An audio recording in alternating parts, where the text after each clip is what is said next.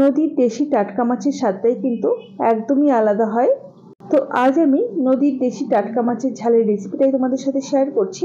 আশা করছি রেসিপিটা তোমাদের খুবই ভালো লাগবে। এইরকম মাছের ঝাল গরম ভাতে থাকলে আর কোনো কিছুই লাগবে না। নমস্কার বন্ধুরা, গীতাস রান্নাবান্নাতে আপনাদের সবাইকে স্বাগত। আসুন দেখে নেওয়া যাক রেসিপিটা তৈরির জন্য আমি প্রথমেই এখানে নদীর দেশি টাটকা মাছ নিয়ে নিচ্ছি। মাছগুলো কিন্তু জ্যান্ত ছিল, আমি খুব ভালোভাবে কেটে ধুয়ে পরিষ্কার করে নিয়েছি। এখানে রয়েছে তেলাপিয়া মাছ, একটা সরপুঁটি আর 4টে বাটা মাছ রয়েছে। সব মাছগুলোকেই আমি একই সাথে রান্না করব, যেহেতু সবগুলোই নদীর টাটকা দেশি মাছ। এখন আমি মাছের মধ্যে নুন আর হলুদ মাখিয়ে মিনিট 10 এভাবেই রেস্টে রেখে দেব। 10 মিনিট পরে রান্নাটা করবার জন্য গ্যাসে একটা কড়াই বসিয়ে পরিমাণ মতো সরষের তেল দিয়ে তেলটাকে কড়াইয়ের চারিধারে খুব ভালোভাবে লাগিয়ে ধোয়া ওঠা গরম করে নিয়ে একে একে মাছগুলো দিয়ে উল্টে পাল্টে বেশ সুন্দর লালচে করে মাছগুলোকে ভেজে নেব। 2 ব্যাচে আমি মাছগুলোকে ভেজে নিচ্ছি, এক ব্যাচে মাছগুলো ভাজা যাবে না। তো প্রথম ব্যাচের মাছ ভেজে তুলে নিয়েছি, দ্বিতীয় ব্যাচের মাছও ভাজা হয়ে গেছে, তেল ঝরিয়ে তুলে নিলাম। কড়াইয়ের বাদবাকি তেলের মধ্যে ফোড়নে দিলাম অল্প একটু কালো জিরে। ফোড়নটাকে কয়েক সেকেন্ড সময় ধরে ভেজে নেওয়ার পর আগে থেকে জলে গুলে রাখা জিরে গুঁড়ো, কাশ্মীরি লঙ্কার গুঁড়ো আর হলুদ গুঁড়োর মিশ্রণটা দিয়ে দিলাম।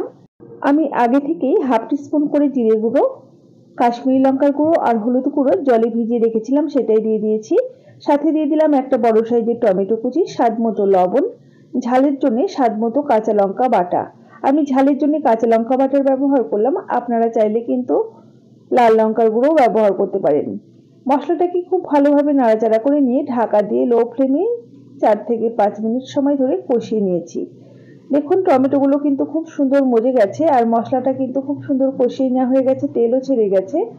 এখন আমি এর মধ্যে দিয়ে দেব সর্ষে আর পোস্ত বাটা। এখানে আমি 1.5 চা চামচ সর্ষে, 1.5 চা চামচ পোস্ত দানা একই সাথে শিলে মিহি করে বেটে সেটাই দিয়ে দিলাম। পোস্ত দানা যদি হাতের কাছে না থাকে সেক্ষেত্রে পোস্ত দানাটাকে বাদ দিতে পারেন, শুধুমাত্র সর্ষে বাটাও অ্যাড করতে পারেন। খুব ভালোভাবে নাড়াচাড়া করে মিশিয়ে নিচ্ছি আর মিনিট 2 সময় ধরে কষিয়ে নিচ্ছি। খুব বেশি সময় ধরে কিন্তু সর্ষে পোস্ত কষিয়ে নেওয়ার দরকার পড়ে না। দেখুন মোটামুটি মিনিট 2 কষিয়ে নিয়েছি, তেল ছেড়ে গেছে। এখন দিয়ে দিচ্ছি পরিমাণ মতো জল। আপনারা যতটা গ্রেভি রাখতে চাইছেন বা ঝোল রাখতে চাইছেন সেই বুঝেই কিন্তু জলের ব্যবহার করবেন।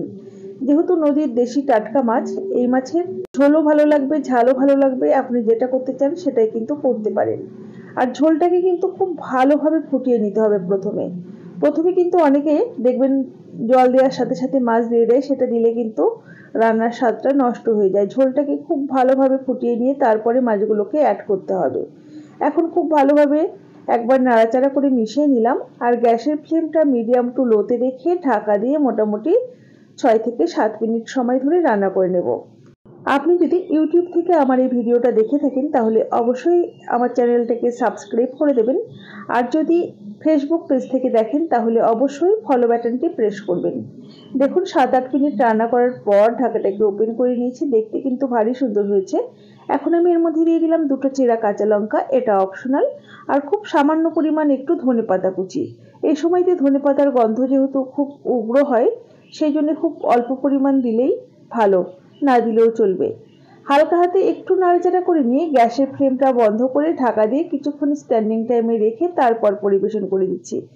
আমার এই নদীর দেশি টাটকা মাছের ঝালের রেসিপিটা তোমাদের কেমন লেগেছে অবশ্যই আমাকে কমেন্ট বক্সে কমেন্ট করে জানিও। ভালো লাগলে একটা লাইক করো আর বন্ধুদের সাথে প্রচুর প্রচুর শেয়ার করো।